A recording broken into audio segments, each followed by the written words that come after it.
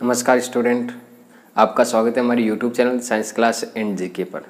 आज आपके लिए कुछ स्पेशल यहाँ पे क्वेश्चन है, उनका वीडियो लेकर आया हूँ मैं आपके सामने। आज से हम क्या करेंगे कि जो भी हमने चैप्टर किए हैं 12th बायोलॉजी में, ठीक है, उनके पीछे जो आपके क्वेश्चंस हैं उन क्वेश्चंस को हम सॉल्व करने वाले और उनकी एकदम डिटेल से बात करेंगे, जिससे कि आपका जो भी चैप्टर वो चैप्टर क्या हो जाए, रिवाइज हो जाए। इसलिए आप इस वीडियो को अंत तक ज़रूर देखें, ठीक है। हर चैप्टर के मैं जो भी क्वेश्चंस है उन क्वेश्चनों को करवाने वाला हूँ। उनकी मैंने जो भी आपके नोट्स वगैरह थे वो मैंने प्रोवाइड करवा दिया, उनको मैंने आपको अच्छे से समझा दिया है। आप हमारी 12th बायोलॉजी के नाम से एक प्लेलिस्ट है, उसमें जाकर आप सारे वीडियो देख सकते हैं, ठीक है। तो आज हम स्टार्ट करने वाले हैं। एक आपका 24 नंबर चैप्टर है ह्यूमन सर्कुलेटरी सिस्टम, मानव का रक्त परिसंचरण तंत्र या रुधिर परिसंचरण तंत्र, ठीक है। इसके जो क्वेश्चंस है पीछे उनकी आज हम बात करने वाले। जैसे कि आपके सामने यहाँ पे स्क्रीन पे ये क्वेश्चंस दिखाई दे रहे हैं, इन क्वेश्चनों को आज हम यहाँ पे सॉल्व करने वाले और डिटेल से इनकी बात करने वाले, ठीक है। तो हमारा चैप्टर है 24 नंबर और इसका नाम है ह्यूमन सर्कुलेटरी सिस्टम। तो इसमें देखो यहाँ पे स्क्रीन पे आपको दिखाई दे रहे हैं। इसमें पहला क्वेश्चन क्या आपके कि पहला क्वेश्चन है कि लाल रुधिर कणिकाओं का निर्माण कहाँ पे होता है। पहला क्वेश्चन क्या आपके सामने कि लाल रुधिर कणिका, जिसे हम किस नाम से जानते हैं, आरबीसी के नाम से, और इसका कार्य क्या होता है इस लाल रुधिर कणिका का। इसका कार्य होता है कि ऑक्सीजन व CO2 का परिवहन करना, अर्थात गैसों का परिवहन करना इस आरबीसी का क्या है कार्य, ठीक है। तो आप इसका यहाँ पे देखो क्वेश्चन क्या पूछा गया है कि लाल रुधिर कणिकाओं का जो निर्माण होता है वो कहाँ पे होता है, ठीक है। तो निर्माण की बात की गई है, तो निर्माण देखो अभी यहाँ पे ये नहीं दिया गया क्वेश्चन में कि वयस्क अवस्था में या भ्रूण अवस्था में। तो हमें क्या करना है, एग्जाम में इस प्रकार का अगर क्वेश्चन पूछता है तो वहाँ पे आपको दोनों आंसर लिखने हैं कि वयस्क अवस्था में कि जो आरबीसी होती है उसका निर्माण कहाँ पे होता है, आपके बोन मैरो में होता है, अस्थि मज्जा में होता है, ठीक है। इसके अलावा भ्रूण अवस्था में जो आरबीसी या लाल रुधिर कणिका का निर्माण होता है वो आपके प्लीहा या यकृत में होता है। क्लियर है बात यहाँ पे कि दोनों का आंसर हमें लिखना है वहाँ पे एग्जाम में कि एक तो वयस्क अवस्था में, एक आपके भ्रूण अवस्था में आरबीसी का निर्माण कहाँ पे होता है, ठीक है। चलिए नेक्स्ट क्वेश्चन की ओर चलते हैं। सेकेंड नंबर क्वेश्चन है, इसमें आपके रक्त स्कंदन के लिए आवश्यक प्रोटीन कौन सी है। अब देखो रक्त स्कंदन की यहाँ पे बात की गई है, तो रक्त स्कंदन के बारे में देखो सबसे पहले बताना चाहता हूँ कि हमारे रुधिर में जो कोशिका पाई जाती है वो प्लेटलेट्स, ठीक है। ये प्लेटलेट्स क्या कार्य करती है कि रक्त का थक्का बनाने का या स्कंदन का कार्य करती है। तो इसमें एक विशेष प्रकार की प्रोटीन पाई जाती है और वो प्रोटीन होती है आपके फाइब्रिनोजन प्रोटीन। कौन सी प्रोटीन, फाइब्रिनोजन प्रोटीन क्या कार्य करती है हमारे शरीर में कि रुधिर के स्कंदन का कार्य करती है, ठीक है। अब देखो थर्ड नंबर क्वेश्चन क्या है यहाँ पे, किस रुधिर समूह के व्यक्ति को सार्वत्रिक ग्राही कहा जाता है। अब देखो यहाँ पे सार्वत्रिक ग्राही यूनिवर्सल एक्सेप्टर की बात की गई है, तो वो ब्लड ग्रुप हो जाएगा आपका AB। कौन सा हो जाएगा, AB, ठीक है। अब देखो यहाँ पे AB ब्लड ग्रुप क्या हो जाएगा, सार्वत्रिक ग्राही।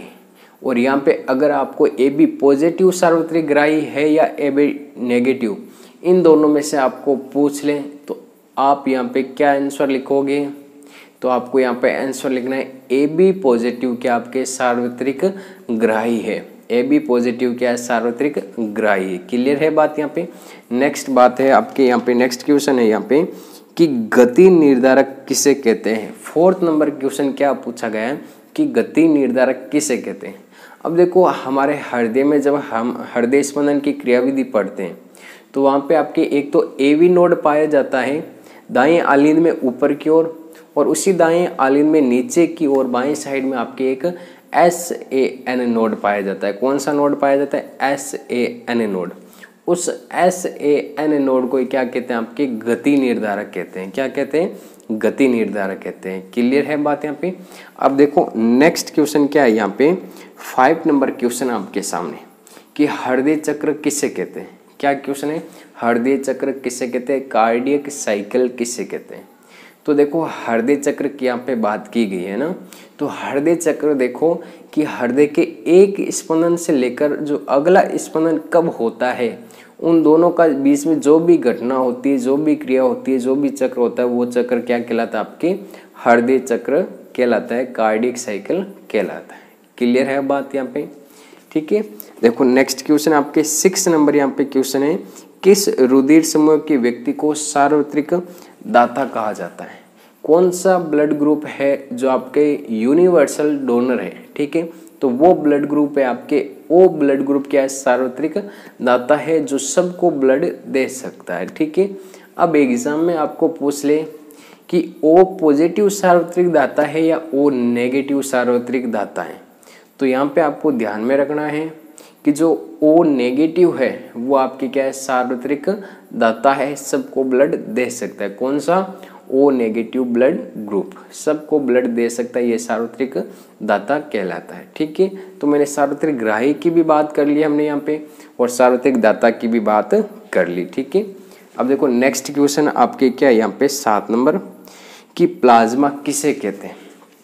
अब देखो प्लाज्मा, तो प्लाज्मा देखो कहाँ पे आता है? जब हमने रुधिर के बारे में पढ़ा था, रुधिर का वर्गीकरण पढ़ा था, ब्लड का क्लासिफिकेशन, तो उसमें रुधिर में 2 पार्ट पाए जाते हैं। एक तो ठोस भाग होता है कणिकाओं का भाग, एक द्रव भाग होता है आपके प्लाज्मा का भाग। और ये प्लाज्मा का भाग आपके 55% भाग होता है। कितने परसेंट भाग होता है? 55% भाग होता है। ठीक है, क्लियर है बात यहाँ पे?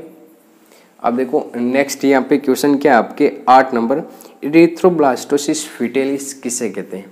इरिथ्रोब्लास्टोसिस फिटेलिस कहते किसे हैं? ठीक है, ये क्वेश्चन है आपके। तो देखो इरिथ्रोब्लास्टोसिस फिटेलिस की जब भी हम बात करते हैं तो हमें यहाँ पे आरएच कारक के बारे में नॉलेज होना चाहिए कि आरएच कारक क्या है सबसे पहले तो। ठीक है, तो आरएच कारक क्या आपके कि आरबीसी की सतह पर एक और विशेष प्रकार का एंटीजन पाया जाता है, जिसे क्या नाम दिया था? आरएच कारक नाम दिया था। वीनर ने इसकी खोज की थी, ये भी आपने पढ़ा था। मकाकर रीसस नामक बंदर में इसकी खोज की थी, ये भी आपने पढ़ा था। ठीक है, इतनी तो आपने ये जानकारी पढ़ चुके हैं कि अगर आरएच कारक किसी में उपस्थित है तो वो ए पॉजिटिव ब्लड ग्रुप, और अगर आरएच कारक नेगेटिव ब्लड ग्रुप उपस्थित है तो वो कौन सा होता है? ए नेगेटिव ब्लड ग्रुप होता है, ये भी आप जानते हैं। तो अब देखो जब आपके आरएच नेगेटिव जो भी माता है या जो भी स्त्री है उसका विवाह आरएच पॉजिटिव पुरुष के साथ में हो जाए, क्या बोला मैंने यहाँ पे कि आरएच नेगेटिव मतलब जिसका ब्लड ग्रुप क्या हो? नेगेटिव। ठीक है, आरएच नेगेटिव की जो महिला है उसका विवाह आरएच पॉजिटिव पुरुष के साथ में हो जाता है, तो उनसे उत्पन्न होने वाली जो संतान है उसमें कुछ असामान्यता हो जाती है। पहली संतान तो क्या होगी? नॉर्मल होगी, लेकिन जो सेकेंड संतति की पहली संतान जो उत्पन्न होगी अगर उसका आरएच पॉजिटिव ब्लड है तो वो नॉर्मल है। अगर नेक्स्ट संतान का भी जो ब्लड ग्रुप है वो आरएच पॉजिटिव है तो वो संतान क्या हो जाएगी? या तो मर जाएगी या कुछ ना कुछ उसमें क्या हो जाएगी? असामान्यता।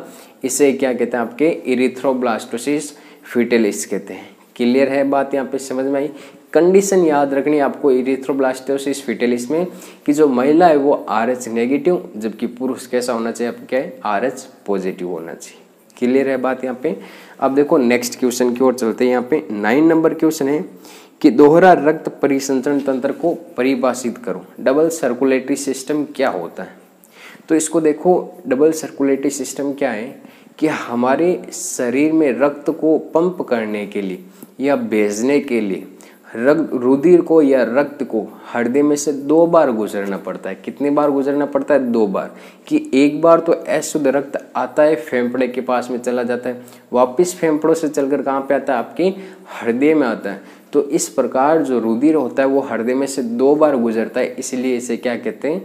दोहरा रक्त परिसंचरण तंत्र कहते हैं। ठीक है, अब देखो ये तो आपके जो शॉर्ट क्वेश्चंस थे उनको हमने कर लिया था एक वीडियो में। बाकी वाले जो नेक्स्ट क्वेश्चन होंगे वो हम नेक्स्ट वीडियो लेक्चर में करेंगे। ठीक है, अगर ये वीडियो आपको अच्छा लगा है तो इस वीडियो को लाइक करना। जो भी क्वेश्चन है आपकी जो क्वेरी हो वो आप कमेंट बॉक्स में ज़रूर बताएं। धन्यवाद।